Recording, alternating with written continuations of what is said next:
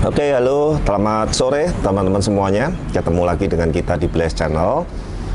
Sore hari ini kita kepengen update progres renovasi ya, lebih tepatnya renovasi. Jadi sekali lagi saya mau flashback bahwa sewaktu saya dipanggil beliau ke sini, memang intinya saya lihat konsepnya dari kolam minimalis ini adalah lebih ke estetiknya.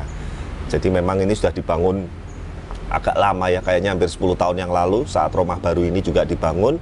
Jadi memang intinya customer itu kepengen suasana ruang makannya atau ruang makan keluarga itu dikelilingi oleh kolam. Dan memang saat itu saya cek ke sini secara sistem filtrasinya, secara sistem undergravelnya, secara sistem flow kolamnya dan yang lain-lain itu sangat-sangat di bawah standar sekali, dalam artian untuk diisi kolam ikan koi yang layak seperti itu. Nah, Noval bisa shoot ke situ. Jadi yang saya tunjuk ini adalah ruang makan keluarga yang ada dua, kayaknya yang ini yang nantinya memang diutamakan untuk view-nya kolam yang lagi kita renov ini. Nah, jadi memang tadinya itu ini lebih ke untuk estetik atau hiasan aja teman-teman. Memang customer pun juga cerita awal mula diisi ikan yang biasa-biasa, tapi intinya masalah dan happy-nya lebih banyak masalahnya lah, intinya seperti itu. Apalagi kalau pas saat airnya keruh, untuk mengganti air dan untuk membersihkannya ini setengah mati, sangat capek sekali dan sangat ribet sekali ya. Karena nanti saya akan jelaskan ada beberapa poin yang mungkin buat teman-teman yang someday kepengen buat kolam, baik itu secara sistem konvensional maupun secara sistem undergravel, ada beberapa poin-poin yang teman-teman harus perhatikan sama-sama. Nah, ini kita sebetulnya sekarang sedang menunggu air tangki datang teman-teman.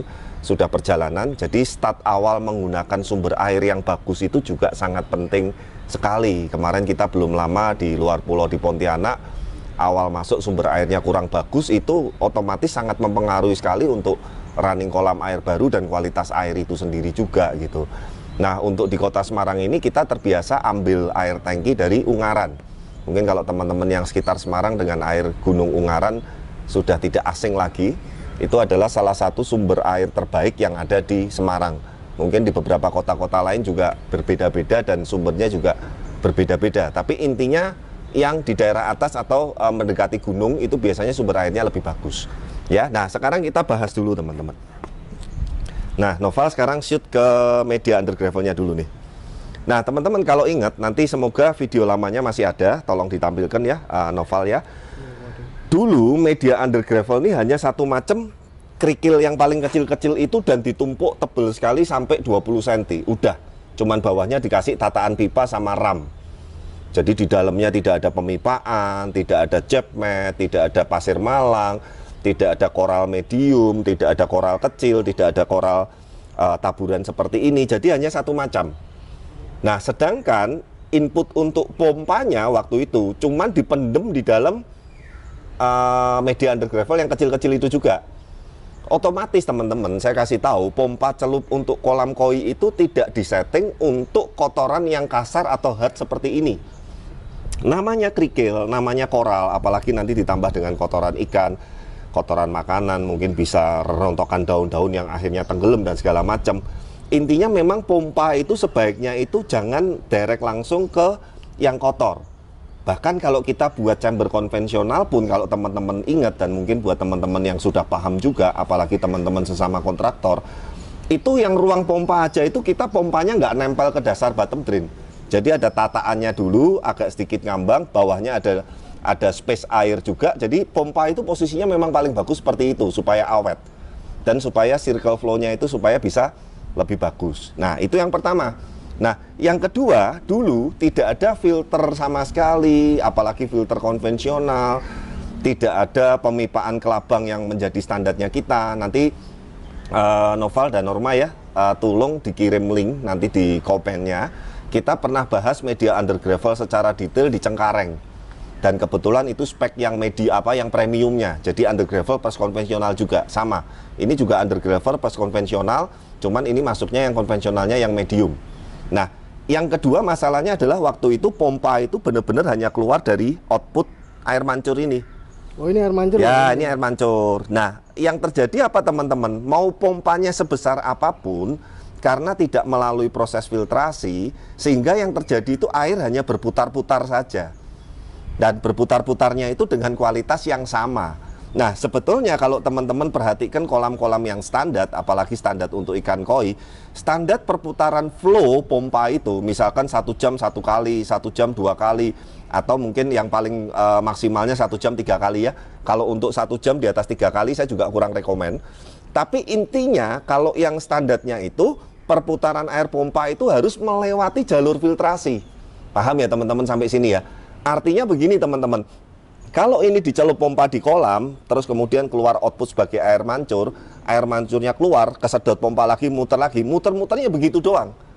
Nangkap ya? Tidak terjadi proses filtrasi dan nitrifikasi. Nah, kalau dengan standar filter yang konvensional ditambah dengan under gravel, perputaran flow pompanya itu melewati proses filtrasi yang benar, yang standar.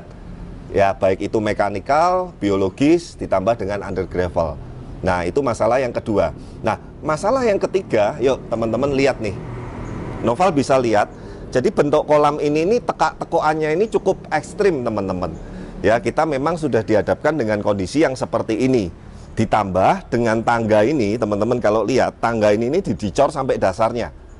Jadi banyak halangan-halangan yang mengganggu flow air. Nangkep ya, Noval bisa shoot ke situnya ya. Mestinya kalau memang lebih efisiennya sebetulnya tangganya ini atau jalan setapaknya ini lebih bagus gantung. Jadi yang airnya ini bisa lebih loss, bisa lebih lancar. Nah, kita bahas poin ketiga ya, yang waktu itu memang saya lihat juga cukup agak fatal. Yuk ke sini, Val. Nah, bayangin, apalagi ada kolam yang bentuknya nyelempit seperti ini. Kalau bahasa Semarangnya nyelempit, bahasa Indonesianya apa? Nah, ini kebayang enggak kalau sudut-sudut mati seperti ini, teman-teman, tidak ada pengaturan arus, tidak ada pengaturan skimmer, tidak ada yang membuat air ini moving atau bergerak. Itu nanti akan yang terjadi namanya dead spot water atau sudut mati. Nah, kita juga benerin. Ini mumpung belum diisi air kelihatan. Yuk, Noval ke sini sedikit. Nah, ini jalur arus kita kasih dua, yang satu agak mepet ke dasar, yang satu agak ke atas.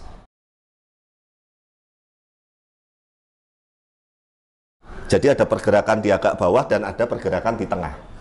Yang pergerakan atas nanti akan dibantu dengan air mancur ini. Ya. Shoot, ini air mancurnya ditambah dengan skimmer. Jadi area sini ini supaya tidak stuck. Seperti itu teman-teman. Nah, sama juga di sudut-sudut yang lain. Sekarang Noval ngikutin saya. Nih. Teman-teman lihat, sekarang setiap sudut-sudut yang riskan untuk dead spot water, kita udah kasih input arus semua nih. Arusnya ini kita pakai yang setengah in, supaya memang dia tidak terlalu debit airnya banyak, tapi dia bisa dorongannya kenceng. Sehingga diharapkan nanti hampir semua area ini rata akan terjadi sirkulasi air yang bagus. Kemudian juga kita kasih uniring untuk tambahan oksigen. Nah, sekarang Noval ke belakang saya. Nah, atau dari situ kelihatan ya, itu uniringnya yang model selang panjang. Itu juga nanti akan membantu, sehingga sewaktu kena tembok di sana, air itu bisa berbalik ke arah bottom drain yang sudah kita buat juga. Gitu. Nah, yang keempat teman-teman, karena waktu itu tidak ada chamber collecting konvensionalnya, dan memang sebetulnya sistem under gravel ini saya sangat tidak menyarankan untuk dibongkar total, apalagi dikuras total, teman-teman ya. Tapi sekali lagi, kalau ada di luaran sana yang memakai sistem under gravel seperti itu, saya tidak mau debat. Tapi kalau Blaze punya parameter dan Blaze punya standar, under gravel itu tidak boleh dibongkar total atau dikuras total. Pasti air akan berubah drastis, teman-teman. Wah, kelihatannya nanti setelah diganti air bening, Pak. Setelah diganti air bagus. Tapi air bening belum tentu sehat. Nah, akhirnya yang sering terjadi, setelah dikuras total, diisi air baru, ikannya dibalik-balikin, malah pada sakit, pada mati. Siapa yang teman-teman pernah ngalami case seperti itu? Jadi intinya, pergantian air dan habitat ekosistem itu tidak boleh terlalu drastis. Ya, apalagi yang dengan menggunakan media under gravel.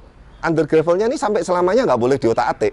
Hanya kita kurangin kadar amonia kotorannya yang nanti saya akan jelaskan di chamber konvensional. Nah, poin yang terakhir teman-teman, kita tambahkan sistem filtrasi konvensional. Permisi izin ngevlog sebentar ya, Ya. Jadi supaya teman-teman juga dapat poin-poinnya, edukasinya, dan semoga siapa tahu yang setelah menonton video ini jadi ngerti gitu loh. Jadi jangan melakukan kesalahan yang sama gitu ya, sayang ikan kita juga. Nah ini teman-teman, ini namanya chamber konvensional.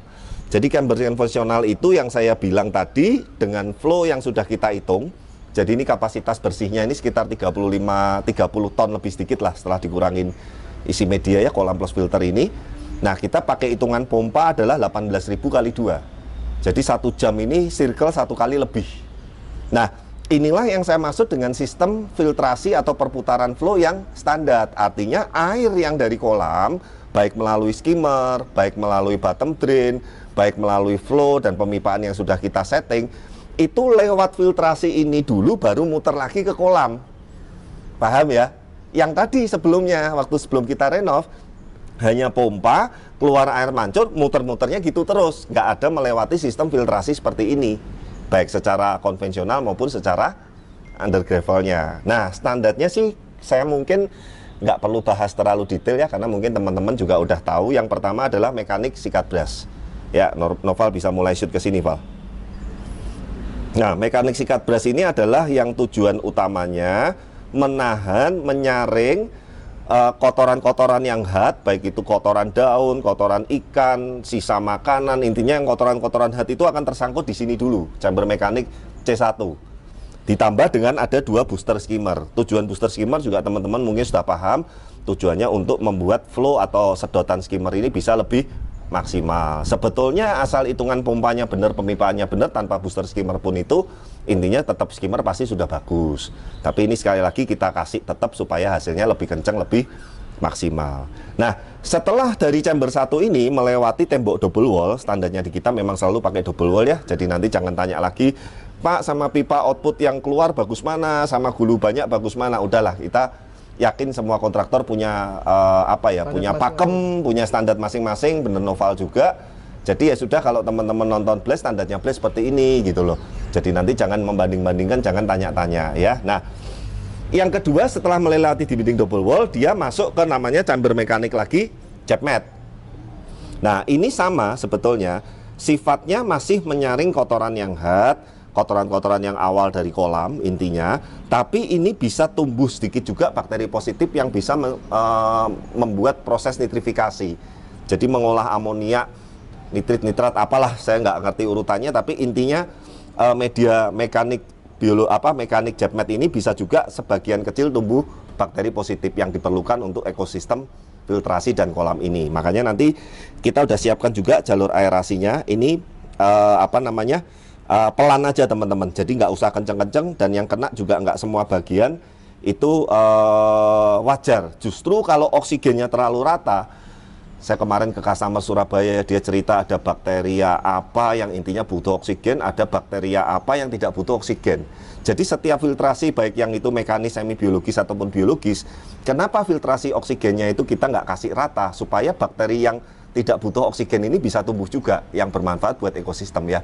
Saya lupa namanya, nanti kapan-kapan saya anuin lah, soalnya saya kalau yang detail-detail gitu agak pelupa ya. Tapi intinya memang settingannya seperti itu. Nah, chamber ketiga masuk ke chamber biologis teman-teman. Nah, disinilah dapur yang nanti utama mengolah dari proses kotoran ikan, sisa makanan, kotoran-kotoran hard yang sudah melewati sistem mekanik, nyampe ke sini ini sudah bersih airnya.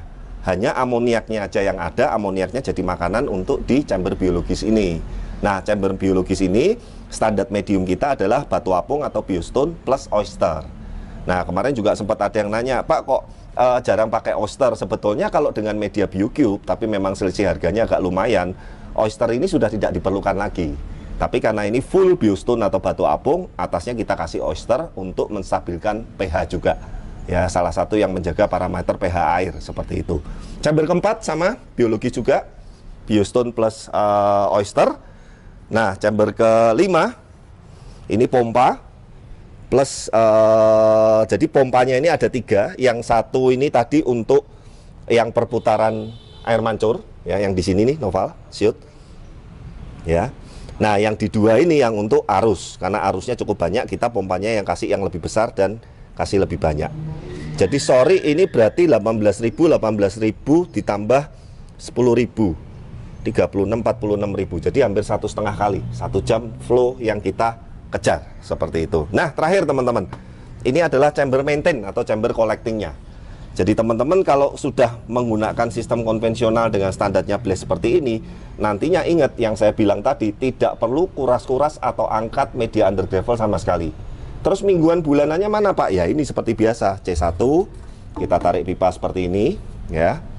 Hanya hitungan menit setelah kotoran-kotoran keluar seperti ini, ya ini masih bersih karena belum isikan dan belum makan ya. Nah kemudian yang sebulan sekali, yang mekanik jet mat, C2 seperti ini. Kenceng banget nih. Nah, tuh airnya keluar semua. Nah kemudian nanti setelah air dari penampungan ini kita buang keluar melalui pompa backwash. Pompa backwash-nya tolong nyalain Mas Her, biar ada contohnya Mas Her. Ya, nah seperti itu. Nah yang 34 gimana Pak? Jangan, yang 34 ini jangan sering diotak-atik teman-teman, karena yang 34 ini adalah tadi yang saya bilang adalah chamber biologis seperti itu. Nah teman-teman, itu tadi sekilas yang sudah kita lakukan di kolam minimalis di kota Semarang ini. Nah semoga dengan penjelasan saya tadi teman-teman, mumpung belum ini isi air, teman-teman bisa ngelihat perbedaannya, bahwa sebetulnya mau sistem filter under gravel, mau sistem filter konvensional, intinya harus ada poin-poin standar yang mesti kita penuhin teman-teman. Dan sekali lagi, terkadang kalau saya disuruh merenovasi tapi saya dengan catatan poin-poin standarnya nggak bisa saya penuhin, mendingan nggak saya kerjain. Karena kenapa? Satu, buang-buang tenaga, buang-buang waktu juga. Yang ketiga, kasihan customernya udah keluar uang, hasilnya nggak maksimal juga. Tapi nanti teman-teman akan lihat, kemarin kita isi pakai air yang dari sini aja dengan kondisi kotor, ada sisa semen, ada sisa pasir, intinya masih air kotor lah. Itu aja nggak lama, cuman hitungan nggak nyampe 1 jam udah bening. Apalagi nanti pakai air gunung, dan setelah sirkulasi nanti bakteri starter dan lain-lain probiotik kita masukin, teman-teman nanti akan lihat hasilnya. Nah semoga teman-teman ya, kurang lebih edukasi dan sharing mengenai renovasi di kolam filtrasi under gravel double dengan konvensional di kota Semarang ini bisa memberikan edukasi dan manfaat yang positif. Dan apabila teman-teman nanti ada yang berminat untuk membuat kolam dengan sistem under gravel maupun konvensional, nanti teman-teman jangan lupa langsung aja kontak di deskripsi atau di bawah video ini. Ya, mungkin cukup. Noval mau ada tambahan? Ya. Cukup ya, nanti kita akan lanjut lagi saat air running tankinya udah masuk dan kemudian sudah running final. Teman-teman nanti akan melihat bagaimana kualitas airnya, bagaimana flow-nya, bagaimana look kesemuanya dari kolam ini. Ada beberapa estetik yang kita benerin semua. Intinya semoga melalui video ini bisa bermanfaat dan bisa mendapatkan edukasi yang positif. Oke? Ya, oke. Mungkin sampai di sini dulu. Sampai ketemu nanti di vlog-vlog berikutnya dan video berikutnya. Saya Edi Kurniawan dan Noval unjuk diri. See you di video-video berikutnya. Bye-bye.